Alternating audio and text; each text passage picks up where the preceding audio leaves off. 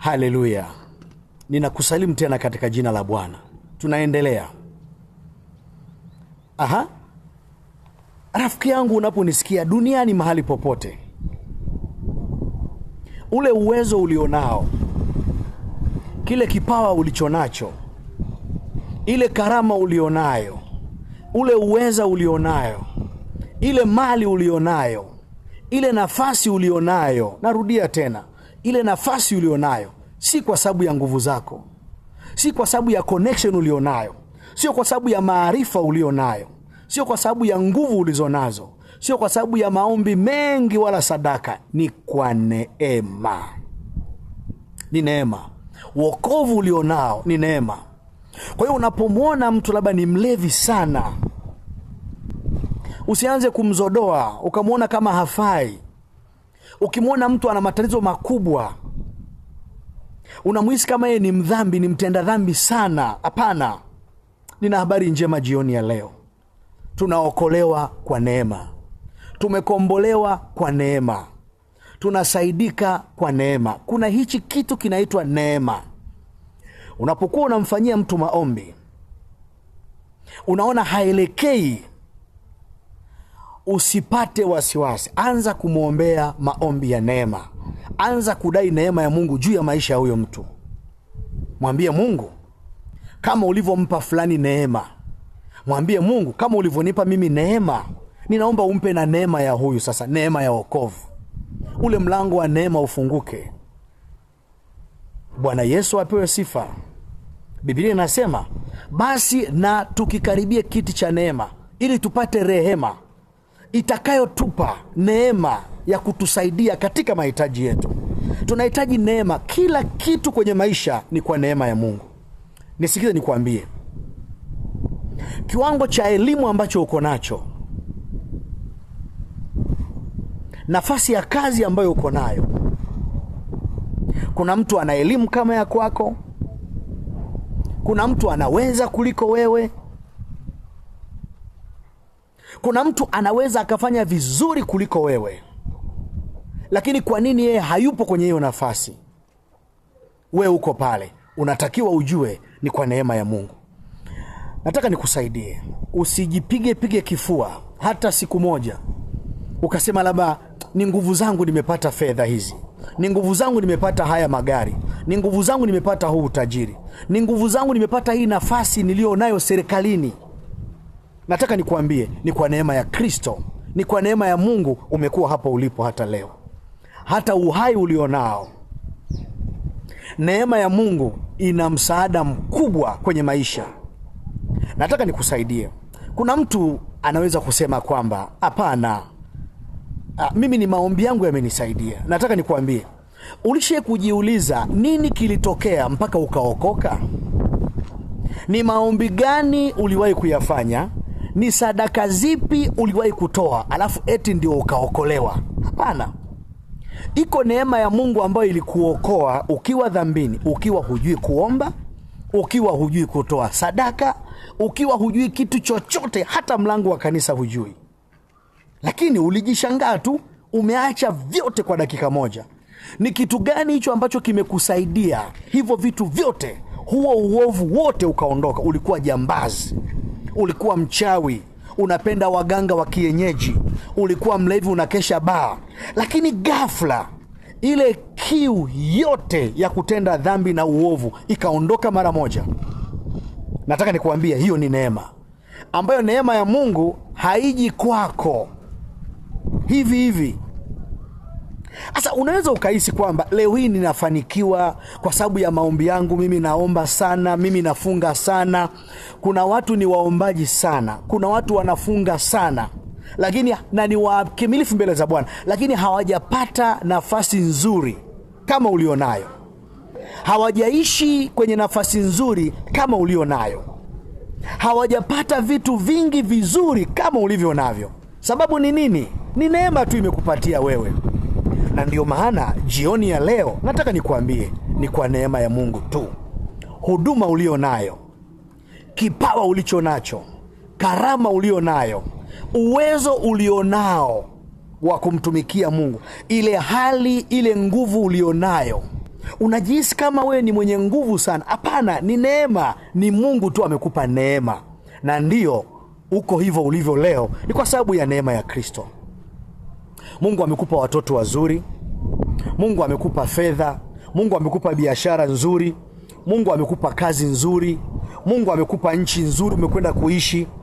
Nataka nikuambie, usije ukawaona wengine ni kana kwamba wao, unaona wengine ni kana kwamba wao hawawezi, ni kana kwamba walikuwa ni wajinga, ni kana kwamba walichezea nafasi walionayo. Hapana, hawakuchezea. Wewe ni kwa neema tu uko hapo ulipo. Na nimetumwa leo na Roho Mtakatifu nikukumbushe kwamba nafasi ulionayo, cheo ulichonacho, elimu ulionayo, uwezo ulionao, fedha ulizonazo, nafasi ya kazi ulionayo, huduma ulionayo, kipawa ulichonacho na karama ulionayo ni kwa neema tu. Umepewa kwa neema. Umechaguliwa na Mungu kwa neema. Umechaguliwa na Mungu kwa neema. Hata nguvu ulizonazo ni kwa neema pia. Jina la Bwana libarikiwe sana. Ninafurahi sana kukueleza habari hizi. Roho Mtakatifu amekuwa mwema sana kwangu. Amekuwa ananielekeza sana habari ya neema. Leo nimewiwa nikueleze kwamba huyo ndugu yako ambaye unahisi kwamba, huyo rafiki yako, huyo mumeo, huyo mkeo ambaye anasumbuliwa sana na uzinzi, anasumbuliwa sana na ulevi, anapenda sana mambo ya uganga. Umekuwa unahangaika makanisa hadi makanisa, sadaka hadi sadaka, haponi, hafunguliwi, haachi ya matatizo. Nataka nikusaidie. Anza kuomba maombi ya neema na utaiona neema ya Mungu ikiingia kwenye maisha yake na itambadilisha. Kwa sababu kuna wakati ulihisi kwamba kwa maombi yako ataokolewa. Ulihisi kwa sadaka zako ataokolewa.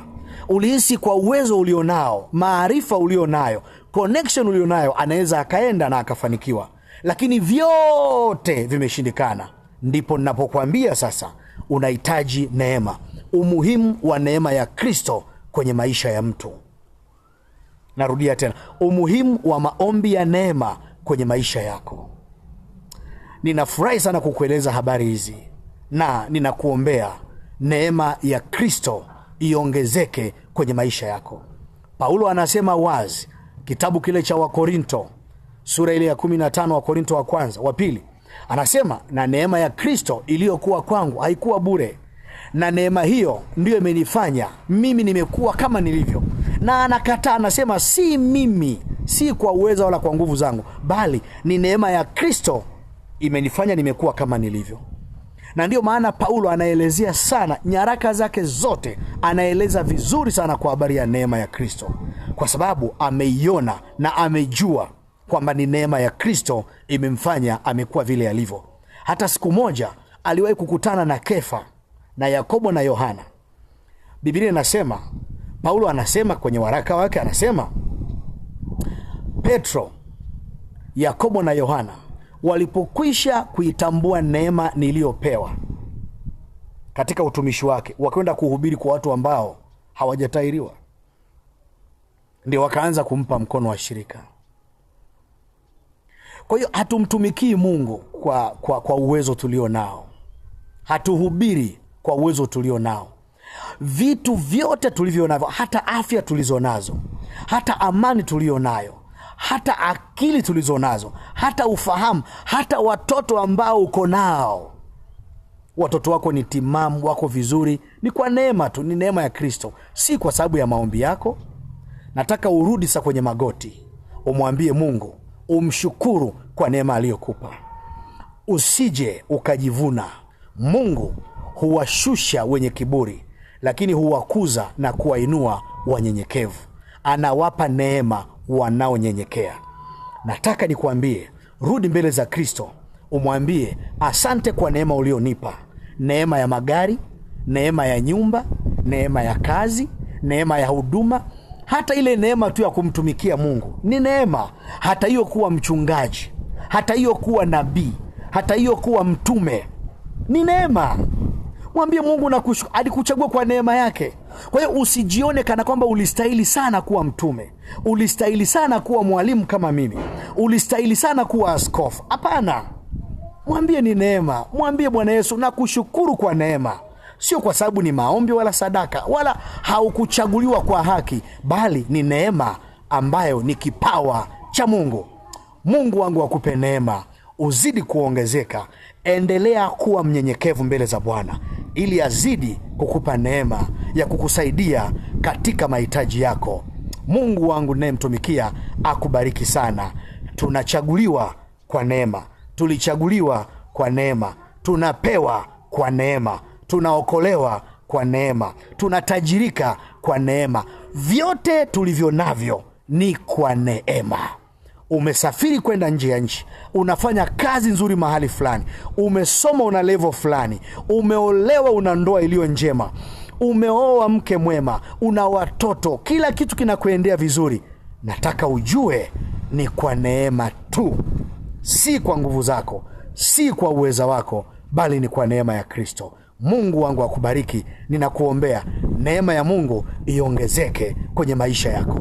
I love you. Nitarudi tena.